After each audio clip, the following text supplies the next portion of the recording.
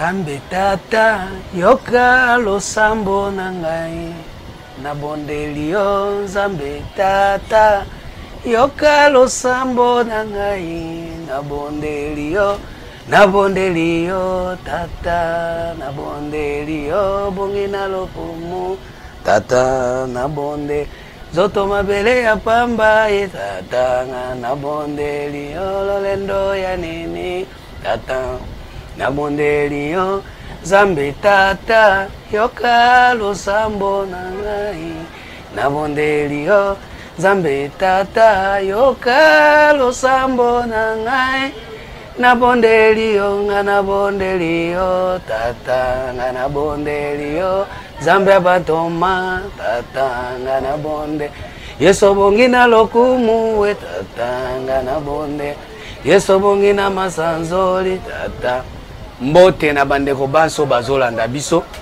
na ebe toza na chaîne na biso ya YouTube na minute ndenge boza kolanda biso boyeba ete Nzambe aza na ye mokonzi asa azunaki bokonzi afandi na ngbende na ye yango wana esengeli tokumisa ye esengeli totombola ye ntango ozolanda émission na biso zwa bible na yo zwa bik na yo zwa kaye na yo banda konote po ete eloba Mateo pasteur abeti masolo na ye ngai na koloba yo po koyoka okubanda ko vérifier et puis na suka soki question obengi opposer so comprendre te opposer puisque to komi na temps ya vérité Bible ezolo belanga na mukanda ya Jean 8 verset 32 vous connaîtrez la vérité et la vérité vous affranchira et vous serez réellement libre bosi boyebi makambo ebele bosi bo connaître ba chef spirituel bosi boyebi ba tata ba mama ba to ba église boyebi yango mais esenge siko to komi na temps ya koyeba nini vérité mon cher ami moninga mikati na nkolo bana na Nzambe pourquoi oboya vérité oyeba makambo nyoso oyeba politique oyeba makambo ya ba science mais vérité oboya puisque Jésus alobi na mukanda ya Jean tokotanga ngo Jean 14 moninga mikati na nkolo tokomi na temps ya Jésus Jean 14 verset 6 elobi boye Jean 14 6e verset elobi boye Jésus lui dit je suis le chemin la vérité et la vie nul ne vient au Père que par moi je suis le chemin la vérité et la vie Jésus azobetatolo je suis le chemin la vérité yo soko oyebi vérité te olingi vérité te siko oyebi batu mususu wana ozo comprendre batu mususu wana ozo linga batu mususu mais Jésus ozo boya na mukanda ya Jean 1 verset 16 elobi boye et nous avons tous reçu de sa plénitude grâce pour grâce car la loi a été donnée par Moïse la grâce et la vérité sont venues par Jésus-Christ balobi la grâce et la vérité sont venues par Jésus-Christ ça veut dire Jésus-Christ nde ayaka na vérité à part Jésus-Christ mutu mususu atikala koya na vérité azate ezala ba prophète ezala ba mbikudi ba magicien ba marabout batu nyonso baya na vérité te mutu aye na vérité et ça Jésus pourquoi il moko aye na vérité parce que il moko nde auti na verset 19 personne n'a jamais vu Dieu le fils unique qui est dans les seins du Père et celui qui l'a fait connaître babi mutu atamoko atikala ko mona Nzambe te mais kaka fils unique mwana c'est moko eza ba prophète te eza ba papa on des pères spirituels na biso bango te le fils unique yende azana kati ya tata na yende tata la kisake makambo nyonso yango tozolobela makambo ya Jésus pamba te Jésus ndi ayebi vérité yende ayaki na vérité balinga mikati na nkolo na kati na chaîne na biso tozolobela mingi 3e testament tozolobela mingi 3e testament tosolobaki bien que chaque testament ezalaka na héritage nango héritage wana esengeli bato ba simba yango ba vivre yango bosi boleki na premier testament ezaki na héritage nango bosi bosimbi yango bosi bozui 2e testament ezana héritage yango bosi bosimbi yango mais 3e testament muto atamoko asikali kosimba héritage nango azate yango to memeli bino 3e testament ezape na héritage nango esengeli bolanda chaîne na biso so bolandi yango Nzambe akosunga bino boko vivre réalité bondela Nzambe asunga yo okufa te avant que oyo kamakamboyo to vivre makamboyo to komi na temps ya bonzambe temps ya bonganga ndenge Jésus moko aye na vérité yango biso to kolobela ka vérité na mkanda ya Jean 4 papa n'a confirmé le Bible Jean 4 verset 23 mais l'heure vient elle est déjà venue où les vrais adorateurs adoreraient le Père en esprit et en vérité moni papa ya Jésus alors l'heure vient elle est déjà venue où les vrais adorateurs adoreraient le Père en esprit et en vérité alors bika en esprit à pambate alors en esprit et en vérité au cause en esprit mais ça la vérité mais le cause en esprit oh ça la vérité puisque esprit mususu ezali eza la vérité te Bible zo bana mukanda ya 1 Jean 4 le Bible baninga mi au cause en esprit choko lobi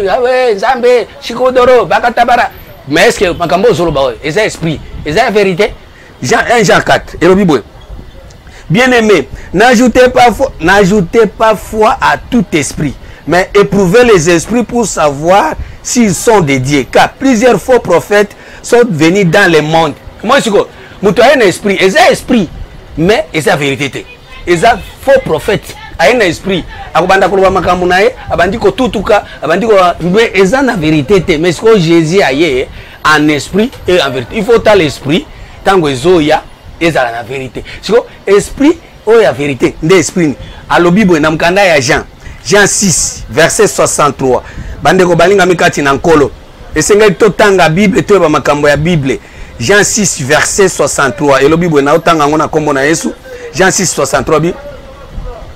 C'est l'esprit qui vivifie, la chair ne sert de rien. Les paroles que je vous ai dites sont esprit et vie. Les paroles que je vous ai dites sont esprit et vie. Jésus, à l'Bible, c'est l'esprit qui vivifie. C'est-à-dire, l'esprit, c'est l'esprit qui donne la vie. C'est l'esprit qui donne la vie, qui donne les mouvements. Mais, lilobo yonga na lobeli bino yango ezali esprit pe yango eza vie. Esengeli bozwa esprit wana pe bo vivre yango. Tango tozomona yo ozo vivre oza na esprit, to mona eza esprit eza par rapport na parole ya Jésus o eza na vérité. Yango esengeli to mona vie nango. Yango ozomona lelo biso tozolinga tiko to kota na kati ya 3e testament po parole wana etika ka parole ya kolobaka na munoko mais vie nango to vivre yango te. Wana siko tokolobake eza esprit ya vérité te po esprit ya vérité sengeli oyoka parole wana pe o vivre yango nde esprit ya vérité eza teke balobi Yesu atambolaki likolo ya mai oko kotambola na mai te wana eza vérité te katisa na braza na makolo po Yesu alobi ke babi Yesu atambolaki na mai yo pe katisa mais tango bazoba Yesu atambolaki likolo ya mai yo zo kotambola te wana eza vérité te puisque tozo vivre yango te mais ka kotambola likolo ya mai oko dindati mais ya solo faut kotambola likolo ya mai wana nde ezali parole ya Jésus po eza na vérité na kati yango wana nazo senga na bino nyonso bozolanda biso na chaîne na biso ya YouTube benga bandeko ye benga bana benga famille bofanda boyoka makambo tokoloba awa po eza makambo ya motuya eza parole ya vie parole eza na vérité eza parole ni Jean 1 tokende na Jean 1 le Bible Jean 1 premier verset babi. Au commencement était la parole. Et la parole était avec Dieu. Et la parole était Dieu. Au commencement. Parole ya ibandeli. Libandeli kaka ibandeli. Ce qui ba bandi ezaka liloba. Mais ce qui muto abandi na eloko mususu. Eza ya nzambe te. Esengeli ibandeli eza nano liloba. Po oza batu mususu azo banda na liloba te. Abandi na ba acte.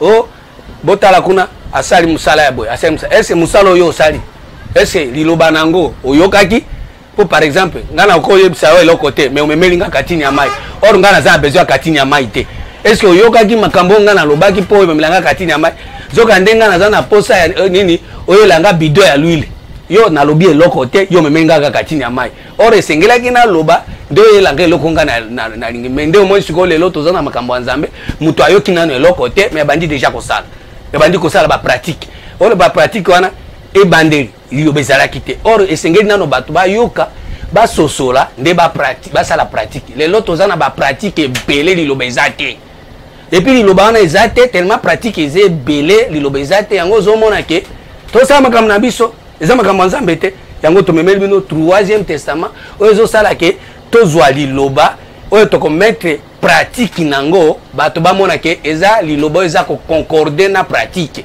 mais les lois ils ont besoin concorder na pratique était malobeza ndenge mususu Matthieu 23 yo petanga Bible na kuna nalinga mingi Bible eloba na ngi masolo isusu te makambo nzambe to sito sakani nango pe mingi Matthieu 23 elobi boye. Faites donc 23 n'attendez la troisième verset. Faites donc observer tout ce qu'ils vous disent, mais n'agissez pas selon leur œuvre, car ils disent et ils ne font pas. Bazo loba, mais bazo salate. Comment expliquer? C'est-à-dire, ils ont un maloba mususu, ozo monake, ozo loba, mais ozo salate pratique, ils ont un gote. Yango na bande kona balinga mikati na nkolo, to memeli bino troisième testament. Troisième testament, ils ont troisième alliance. Ils ont pour na koya comme mabiso na liloba, oye comme mabiso na pratique ya bonzambe, bonzambe. Pratique ya bonzambe. Jacques 3 balingami to komi na ta nzambe mutu asakana su na nzambe te biso to kolinga susu mutu asakana lo banzambe te pour to eko défendre Jésus. Jacques 3 le Bible.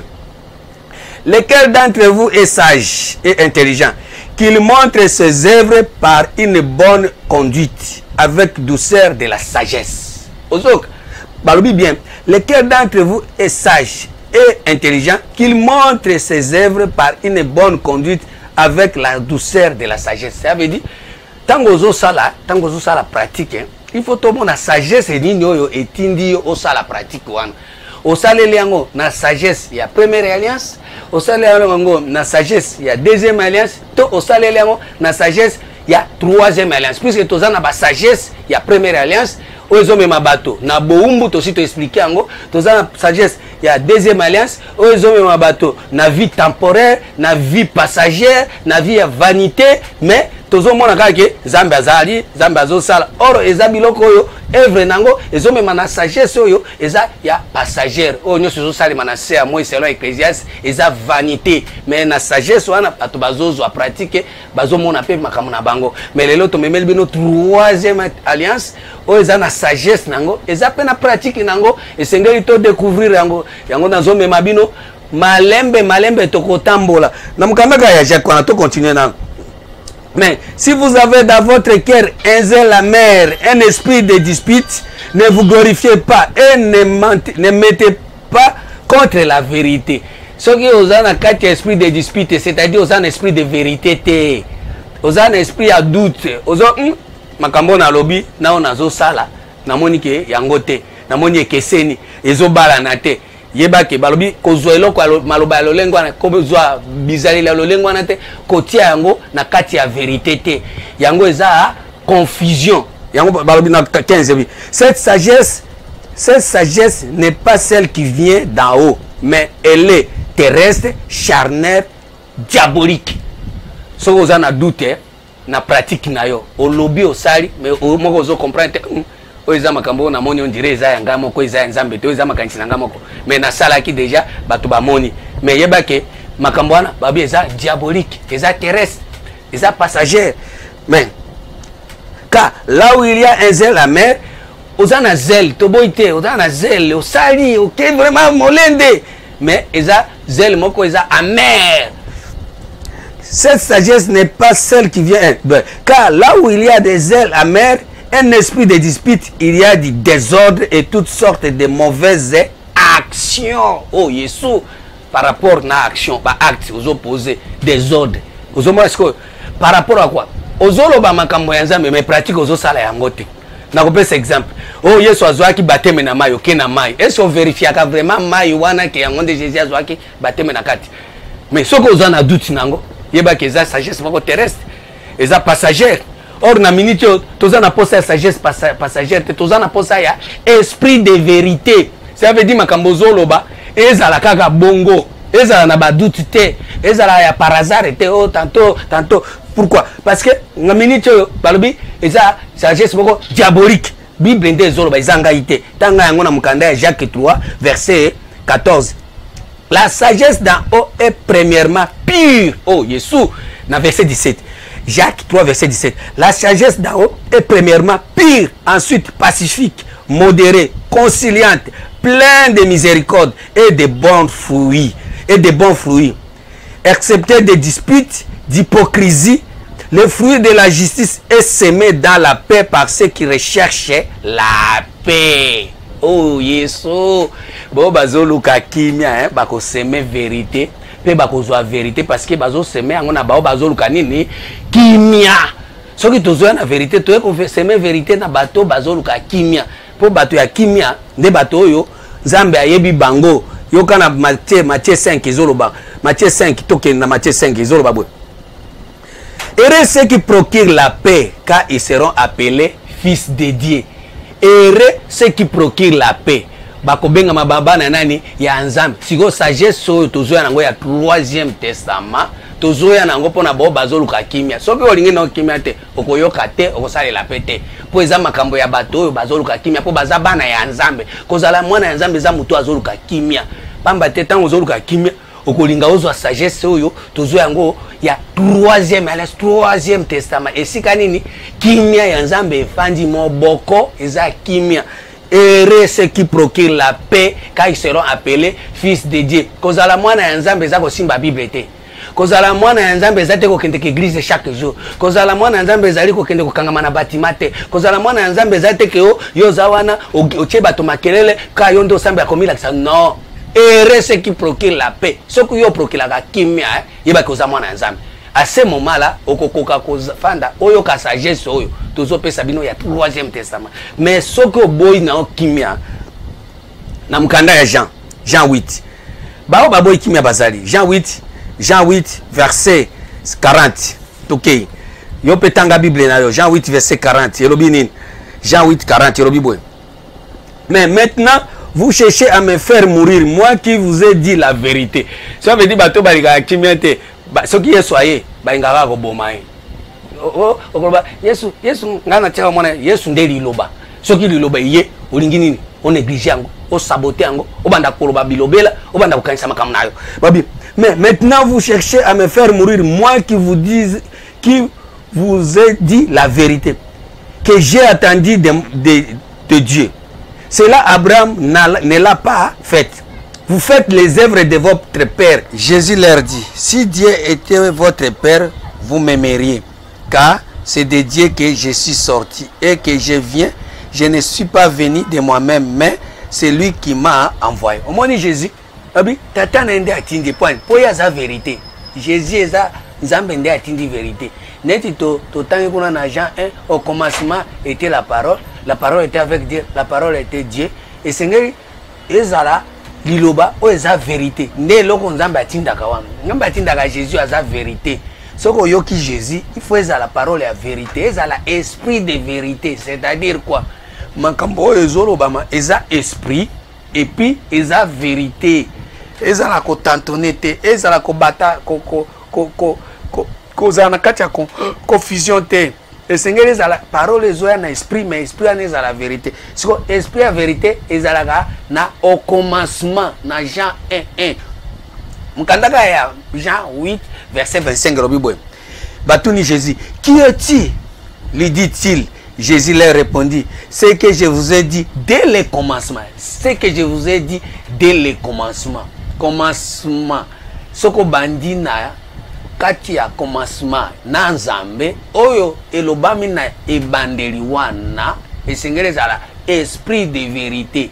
Mais soko oye na église oye na masanga bosangani bobandi makambo nyonso bobandi eza esprit de vérité te, eza esprit d'erreur, eza esprit de mensonge, eza esprit de confusion wana eza Jésus te. Yango wana Jésus alobi ngana zolo bawa eza nazaraki na ebandeli. Yango moni Jean a confirmé que au commencement était la parole. So au commencement de eza wapi? Mukanda ya Psaume 121.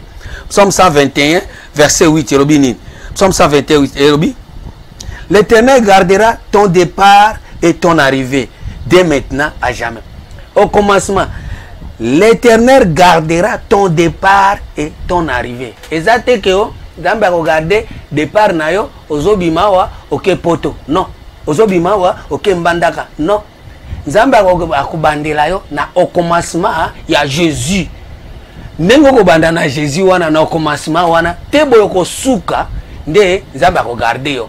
Mais ce ko yebi Nzambe regarder au départ, au moni ke ozobima wa okende États-Unis, okende Rwanda, on est la vérité. On est la vérité. Bon, vérité, vous connaîtrez la vérité et la vérité vous en franchira. So, ce que vous avez gardé na banderi, ya kubima okende Rwanda. So, komi Rwanda, okangola minani. Vous connaîtrez la vérité vous en franchira. Ce que c'est la vérité. Kobima okende Rwanda, okangolami. Kobima okende Mbandaka, okangolami. Kobima okende province ya Katanga, okangolami. Est-ce aux en franchis na kobima okende nini Kingasani aux en franchis na nini masumo ezakaka moibe ezakaka lokute ezakaka mutema mabe ezakaka aux en franchis nulle part na téléphone lokute ezolanda mais au commencement esengeli aux alande au commencement ya Jésus yango au commencement ya Jésus Zamba ako garder au départ tango zo banda te bokosani ni okokoma na retour te esa te ko okeyi okomi ozongi Zamba ako garder na retour te eza kaka tango bandi kokende nde Nzambe a garder retour Nzambe ko garder te retour a garder te po lelo batebele bakanisa ke makambo Nzambe za makambo na biso makambo Nzambe za makambo na biso te na mukanda ya Luc 9 verset 62 lobibwe Jésus lui répondit, quiconque met la main à la charrue et regarde en arrière n'est pas propre au royaume de Dieu. Jésus lui répondit, quiconque met la main à la charrue et regarde en arrière n'est pas propre au royaume de Dieu.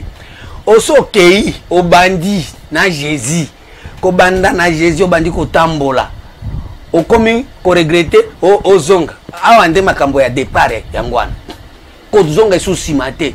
Mais lelo nanya respecta ka version yango mon tozo me bino 3e testament po to banda na Jésus to banda na Jésus po soki to bandi na Jésus te babi bandeli na biso nyos ba œuvre nyos to ko produire eza ya mabe eza diabolique to ti ko tanga mukanda ya Jacques 3 eza satanique yango lelo tozolinga bokota na 3e testament olinga te okubanda na Jésus e bandeli ya Jésus eza wapi na Genèse 1. Genèse 1, premier verset. Au commencement, Dieu créa les cieux et la terre. Place Bandeliango. Il faut que bandana Nzambe. Na Genèse 1, 1. Au commencement, Dieu créa les cieux et la terre. Yo yebi nini, o yoki nini, o kanisi nini, o moni nini. Tango Nzambe azoloba makambo yo ya au commencement na ibandeli. Est-ce que esprit ya vérité na makambo ya Genèse 1, 1. O yebi yango. Soko yebi kake au commencement Dieu créa les cieux et la terre otali likolo otali na so bia Nzambe aza monene nano yebi esprit ya vérité te po wana eza esprit te wana eza eloko eza physique ezo monana cieux yango yo eza tomoni yango terre yango eza esprit te bombani te po balobi te que les paroles que je vous ai dites sont esprit et vie et la chair balobi bongo te eza esprit de vie esengeli oyeba mais soko oyebi te oko vivre vérité à Jésus ndengeni po na au commencement kaka wana soko kena mukanda ya Psaume 8 verset 4 bana na Nzambe to tanga Bible to yeba makambo za quand je contemple le ciel l'ouvrage de tes mains quand je contemple le ciel l'ouvrage de tes mains au moins siko Dieu créa le ciel et la terre quand je contemple le ciel l'ouvrage de tes mains c'est-à-dire Nzambe asali ciel na maboko na ye azuma boko na ende asali yango yende abimisi yango ese yango na mkanda ya Psaume kaka Psaume 115 verset 16 robinini balinga mi toke na makambo Nzambe to tanga Bible ezate ko tangi verset moko koti na masolo bongo te Psaume 115 verset 16 obi les cieux sont les cieux de l'Éternel mais il a donné la terre au fils de l'homme yokali kambo les cieux sont les cieux de l'Éternel il a donné la terre au fils de l'homme. Siko tolo banano. Terre oyo. Nani mukolo nango. Mabele ya nani. Menzamba alobi apesi yango mwana mutu. Bosiko soki yo yebi makambo te. Okoti na makambo te. Oko vive siko bonzambe nde. Oko yeba esprit ya vérité nde. Yango tozo memela bino 3e testament. Po ete to banda koyoka mungongo ya Nzambe.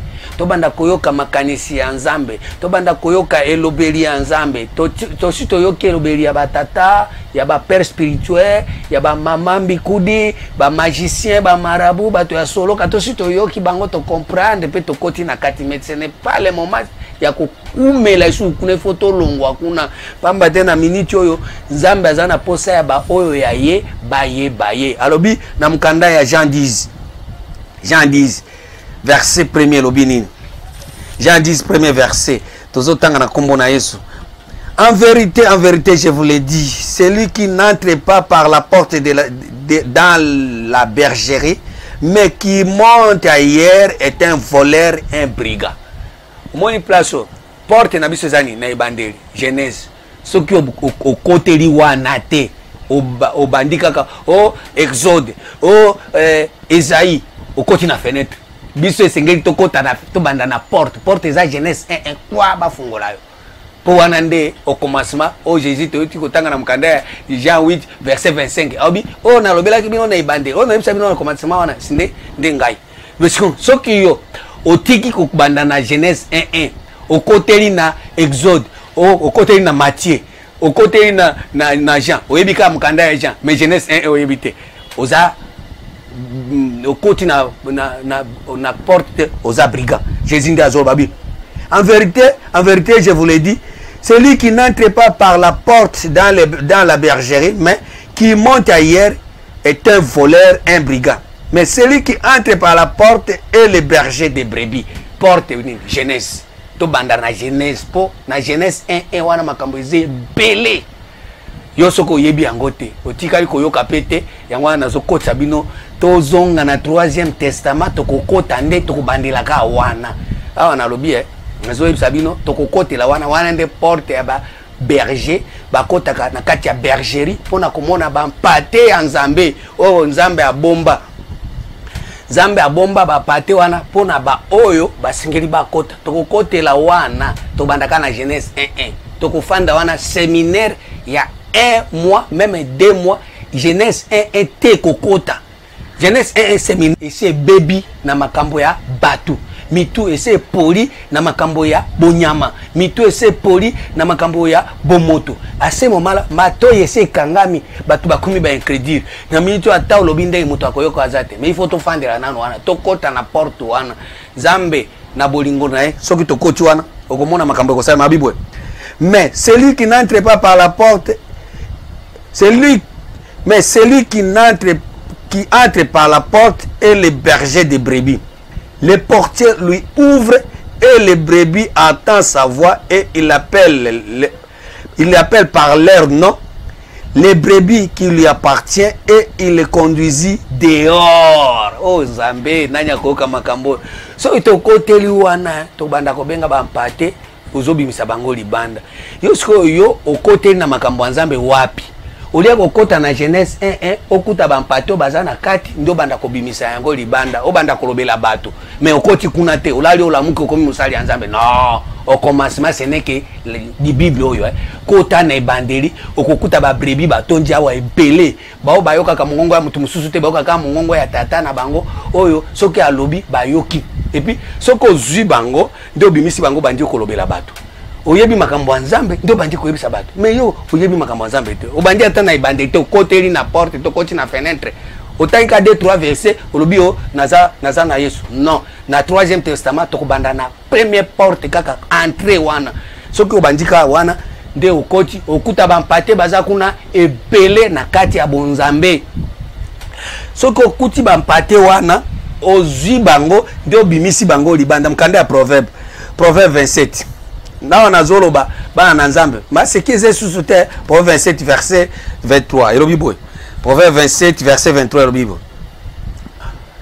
connais bien chacun de tes brebis, donner tes soins à tes troupeaux. Est-ce que oyebi ba brebis na yo moko na moko bon omoni lelo tellement bato bakoti na fenêtre bakanisi ba brebis de bato baza na église ba brebis baza na église te ba brebis baza na kati ya Bible. Soko kocha ba brebis ya Nzambe bato ba se soumetaka na bonzambe makambo ya bonzambe esprit ya bonzambe supériorité ya Nzambe eza na kati ya Bible. Mais sengeli nde oye ba ko détecter place nini baza po tango ko détecter bango nde bakoyoka mungongo bakoya po soki baye nde obimisa bango siko libanda banda kotea mais nano yo sosoli bible te oyebi ata ba brebis yango te babi connais bien chacun de tes brebis donne tes soins à tes troupeaux. Est-ce que yo pesa bango soin c'est-à-dire quoi tango tokokota na kati ya bible ozui brebis moko c'est-à-dire quoi ozui esprit ya nzambe o ezali yao ya soumission ya nzambe o eze ko se soumettre na nzambe po ba brebis musana bango eza ko se soumettre ba brebis musana bango ko se soumettre soki nzambe alobi bo sala boy basali siko yo yebi bango tango yebi bango est-ce ubengaka bango na kombo tango bengi bango soki baye yo prendra soin na bango c'est-à-dire quoi soko zu esprit ya nzambe boyebi ya nzambe bo sosoli est-ce que osale la kango soko osale la kango te yeba ko prendre soin ya ba brebis te tango prendre soin ya brebis te ba oyoki mongongo na bango te bango pe bayebi yo te moye pe baye ezate yango mona losambo ya mulai ozobenga bango bazoya te yango kosala toujours ba prière or ba brebis na bazaka soko bengi bango na kombo to oprendaka soin na bango bakoyambala moko po bango musala bango za soumission bazo se soumettre pas na ya tata ya Jésus ou aza na vérité pour Jésus aza mokonzi ya ba brebis nyonso wana ayebi bango na nkombo moko na moko so bien esprit boy sala mais bino bolingi Jésus te bolingi vérité te bolingi esprit ya connaissance te po banda ko benga ba brebis moko na moko basala musala ya nzambe bolingi ko kota na fenêtre o banda ko sakana na makambo ya nzambe ase momala bakoyoka yote bakoya pete mais awa yango moni Jésus ayebi si Jean boy ABC Pierre, pardon. ABC Pierre, na Jean 21, Jean 21, verset 15. Après qu'il eut mangé, Jésus dit à Simon Pierre, Simon, fils de Jonas, m'aimes-tu plus que même ceci? Et il répondit, oui Seigneur, tu le sais que je t'aime. Jésus lui dit, paie mes agneaux. Il lui dit une seconde fois, Simon fils de Jonas, même tu Pierre, il lui dit une seconde fois, Simon fils de Jonas, même tu Pierre lui répondit, oui Seigneur, tu sais que je t'aime. Jésus lui dit, paie mes brebis, battez la brebis. C'est-à-dire quoi? Ce qui m'a nzambe te permettre yo au comprendre, mais battez la yango, c'est ça ba brebis nzambe. Soko lingi Jésus batela ka makambo ya nzambe soko batela makambo ya nzambe ndiko zo linga brebis Jésus mais yo lingi Jésus mais ba brebis o batela te matea nyonso tokotea ozo lekisango ka ndengwana ozo batela ba brebis te mais soko lingi Jésus batela ba matea o tozo pesa eza ba brebis ya nzambe eza pona ko sunga yo yangwana lelo tozo senga na bino bokota na 3e testament esika ba porte ezali tokofungola tango kokota okomona ba brebis okobimisa bango pe libanda bato akomona ke mutoyo akotaki wapi na Genèse azaki na ebandeli pe nzambe akotambisa yo tina suka place molimo na yo nzambe alingaki ekoma nde akokoma totali mkanda ya Psaume 21 verset 8 yangwana esengeli biso nyonso na ndenge tozoloba boye mutu na mutu ami bongisa tokota na kati ya 3e testament po Matteo eza Matteo ya 3e eza ya 2e testament po ya 2e testament bayaki kolakisa bino lolenge nini okolamba oyebi kolambela mobali nde nini oyebi kolamba savon oyebi nde nini kobala kobota kovoyager mais oyo eza makambo oyo tozomema bino bokota na kati ya esprit de vérité o nzambe nani akoyoka makambo abwe nani akosungama na makambo abwe o Yesu tunangaye liloba ya nzambe na bomoi Yesu azanani na kolobela yo na munoko na kokotisa ye na matoi na yo